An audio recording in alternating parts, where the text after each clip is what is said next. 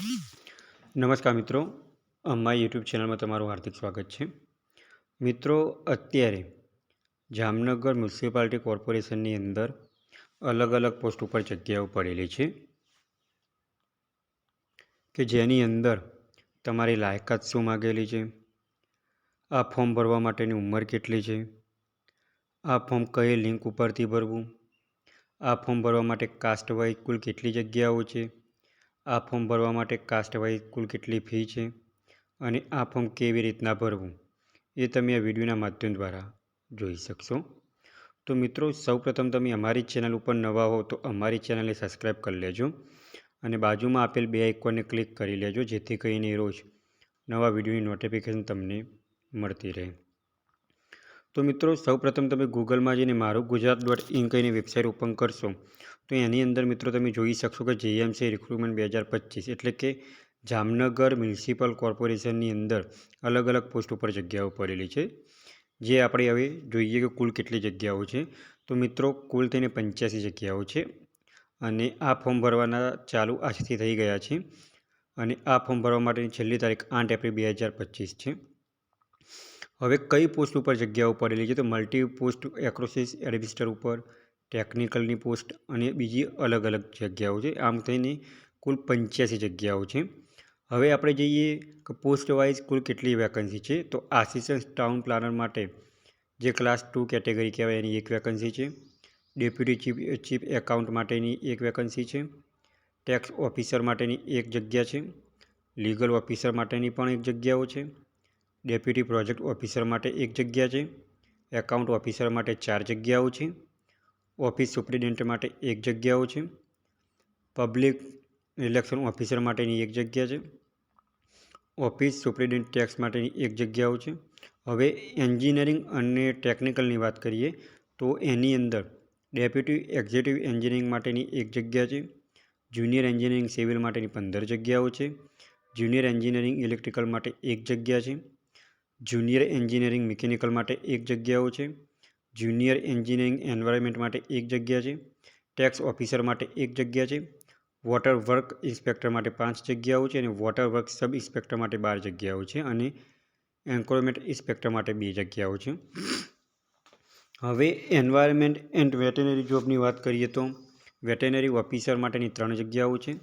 Veterinary કમ animal supervisor માટે 4 જગ્યાઓ છે. કેમિસ્ટ માટે 1 જગ્યા છે. ફૂડ સેફ્ટી ઓફિસર માટે 6 જગ્યાઓ છે અને લાઇવ સ્ટોક ઇન્સ્પેક્ટર માટે 2 જગ્યાઓ છે. હવે ગાર્ડન અને સ્પોર્ટ મેનેજમેન્ટ માટેની વાત કરીએ તો ગાર્ડન સુપ્રિન્ટેન્ડન્ટ માટે 1 જગ્યા છે. આસિસ્ટન્ટ ગાર્ડન સુપ્રિન્ટેન્ડન્ટ માટે 1 જગ્યા છે. સ્પોર્ટ મેનેજર માટે 1 જગ્યા છે. હવે સિક્યુરિટી અને કોમ્યુનિટી માટેની વાત કરીએ તો સિક્યુરિટી ઓફિસર માટેની 1 જગ્યા છે. કોમ્યુનિટી ઓર્ગેનાઇઝેશન માટે 8 જગ્યાઓ છે અને જુનિયર ક્લાર્ક માટે 3 જગ્યાઓ છે. આમ કુલ થઈને 83 જગ્યાઓ છે. હવે મિત્રો, આની અંદર એજ્યુકેશન ક્વોલિફિકેશન શું માગ્યું છે? તો મિત્રો, આની અંદર એજ્યુકેશન ક્વોલિફિકેશન પોસ્ટ વાઇઝ માગેલું છે કે જેની અંદર તમે એન્જિનિયરિંગ કરેલું હોવું જોઈએ. હવે મિત્રો, આ ફોર્મ ભરવા માટે તમારી મિનિમમ ઉંમર કેટલી હોવી જોઈએ? તો મિનિમમ ઉંમર તમારે 18 થી 45 વર્ષની હોવી જોઈએ અને કેટેગરી વાઇઝ તમારે ઉંમરની બાંધછોડ મળશે. હવે મિત્રો, આની વાત કરીએ તો આની અંદર સિલેક્શન પ્રોસેસ કેવી રીતના થશે? તો સૌપ્રથમ તમારી લેખિત એક્ઝામ આવશે ઓબ્જેક્ટિવ. એ તમે લેખિત એક્ઝામમાં પાસ થશો તો એના પછી તમારે ઇન્ટરવ્યૂ આવશે. જ્યારે મિત્રો તમે ઇન્ટરવ્યૂ પાસ આઉટ કરશો તો એના પછી સ્કિલ ટેસ્ટ આવશે અને તમારી ડોક્યુમેન્ટ વેરિફિકેશન આવશે. હવે મિત્રો, તમારે બીજી પણ વધારાની માહિતી જોઈતી હોય તો તમે અહીંયા ઓફિશિયલી એડવર્ટાઇઝમેન્ટ ઉપર ક્લિક કરશો તો તમને વધારાની માહિતી મળશે. તો મિત્રો, તમે અહીંયા પણ જોઈ શકો છો કે જામનગર મહાનગરપાલિકા સામાન્ય વહીવટી વિભાગ એની અંદર પણ જાહેરાત ક્રમાંક તમને આપેલું છે, જગ્યાનું નામ આપેલું છે અને જગ્યાની સંખ્યા પણ આપેલી છે, જે તમે અહીંયા જોઈ શકો છો. અને અહીંયા પણ લખેલું છે કે 19/3/2025થી ફોર્મ ભરવાના શરૂ થશે અને આ ફોર્મ ભરવા માટેની છેલ્લી તારીખ 8/4/2025 છે. તો તમે આનો પણ અભ્યાસ કરીને તમે ફોર્મ ભરી શકો છો. હવે મિત્રો, આ ફોર્મ ભરવા માટે એપ્લાય કેવી રીતના કરવું? તો મિત્રો, એપ્લાય કરવા માટેની લિંક તમને વિડીયોના ડિસ્ક્રિપ્શનમાં આપેલી છે અને આપણે વિડીયોના માધ્યમ દ્વારા પણ તમે જોઈ શકશો કે એપ્લાય કેવી રીતના કરવું. તો મિત્રો, અહીંયા તમે એપ્લાય ઓનલાઈન ઉપર ક્લિક કરશો તો જામનગર મ્યુનિસિપાલિટી કોર્પોરેશનની અંદર કે જે ઓજસની મેન વેબસાઇટ છે એ તમારે ઓપન થશે અને અહીંયા તમારે ક્લિક કરવાનું રહેશે. તો અહીંયા મિત્રો તમે જોઈ શકો છો કે તમને જોબ એડવર્ટાઇઝમેન્ટ નંબર આપેલો છે અહીંયા પોસ્ટનું નામ આપેલું છે, કઈ તારીખ સુધી ભરી શકો છો અને ફી કેટલી છે એ પણ તમને અહીંયા આપેલું છે. અને તમે બીજી ડિટેલ જોઈએ તો અહીંયા પણ તમે ક્લિક કરશો તમને ડિટેલ મળી શકશે. આપણે ફોર એક્ઝામ્પલ તરીકે કોઈ પોસ્ટ ઉપર ક્લિક તો એ પણ મિત્રો તમે અહીંયા જોઈ શકો છો કે અહીંયા તમને જગ્યાઓ આપેલી છે. એના નીચે તમને પગાર ધોરણ પણ આપેલો છે. ઉંમરની વયમર્યાદા પણ તમને આપેલી છે. જગ્યાની કુલ સંખ્યાઓ આપેલી છે. બિન અનામત કેટેગરી વાઇઝ અલગ અલગ જગ્યાઓ પર અહીંયા આપેલી છે. મિત્રો તો તમે આ પીડીએફનો અભ્યાસ કરીને જોઈ શકો છો કે તમારે જે પોસ્ટ ઉપર ભરવાની હોય એની પણ તમે એક માહિતી જોઈ શકો છો. તો હવે મિત્રો ફોર્મ કેવી રીતના ભરવું, તો અહીંયા આપણે ફોર એક્ઝામ્પલ તરીકે કોઈ પોસ્ટ ઉપર ક્લિક કરીએ એપ્લાય ઉપર, તો આ રીતના એનું વેબ પેજ ઓપન થશે, જેની અંદર આ રીતના વેબ પેજ ઓપન થશે. તો તમારે અહીંયા એપ્લાય નાવ ઉપર ક્લિક કરવાનું છે. તો ઓજસનું આવું વેબ પેજ ઓપન થશે. જો તમે ઓજસ ઉપર રજિસ્ટ્રેશન કરેલું હોય તો તમારો રજિસ્ટ્રેશન નંબર અને બર્થડેટ નાખીને તમે એપ્લાય વિથ OTRના માધ્યમથી ફોર્મ ભરવાનું છે. અને જો તમે ના કરેલું તો તમારે સ્કીપના માધ્યમથી ફોર્મ ભરવાનું છે.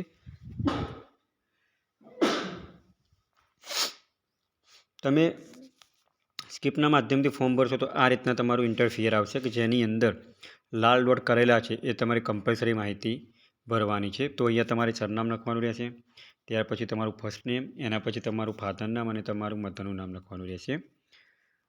ત્યાર પછી મિત્રો તમારે જેન્ડર લખવાનું છે, તમે ફિમેલ હો તો ફિમેલ, મેલ હો તો મેલ લખવાનું રહેશે. ત્યાર પછી તમારે ડેટ ઓફ બર્થ લખવાનું રહેશે. ત્યાર પછી તમારે મેરિટલ સ્ટેટસ લખવાનું રહેશે. જો તમે મેરિડ હોય તો મેરિડ, અનમેરિડ હોય તો અનમેરિડ. પછી તમારે અહીંયા કેટેગરી દર્શાવવાની રહેશે, જે તમારે કેટેગરી લખવાની રહેશે. એ કેટેગરીની અંદર તમારું સર્ટિફિકેટનો નંબર લખવાનો રહેશે, સર્ટિફિકેટનું ડેટ લખવાની રહેશે અને કોને સર્ટિફિકેટ તમને કાઢી આપેલું છે એ પણ તમારે દર્શાવવાનું રહેશે. આટલી માહિતી ભરી ગયા બાદ તમારે અહીંયા પરમિનન્ટ એડ્રેસ લખવાનું રહેશે. ત્યાર પછી તમારું સ્ટેટ તો ઓટોમેટિક સિલેક્ટ થઈ જશે. ત્યાર પછી તમારું ડિસ્ટ્રિક્ટ લખવાનું છે, તમે કયા જિલ્લામાંથી વસવાટ ધરાવો છો એ લખવાનું રહેશે.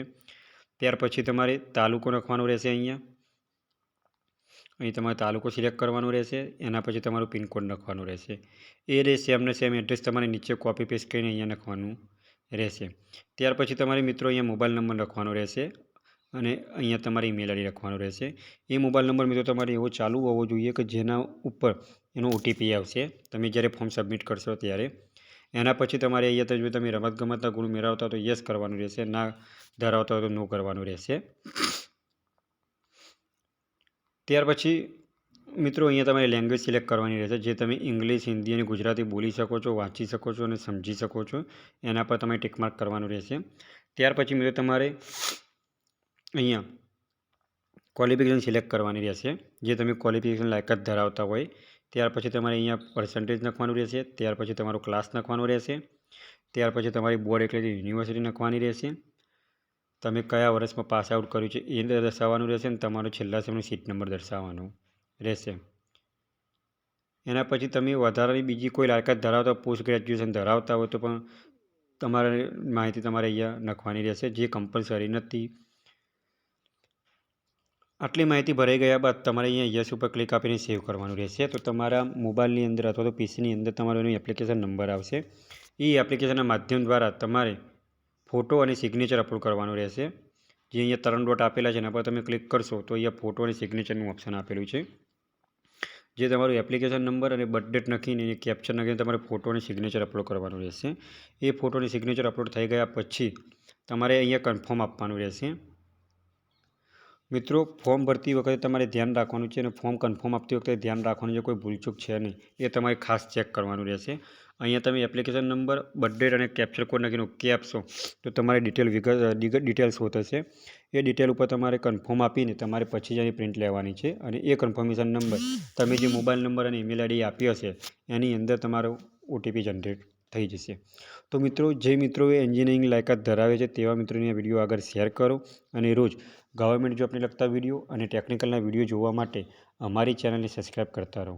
જો મિત્રો તમને આ વિડીયો ગમ્યો હોય તો લાઇક કરજો, શેર કરજો અને સબસ્ક્રાઈબ કરજો. Thanks for watching the video.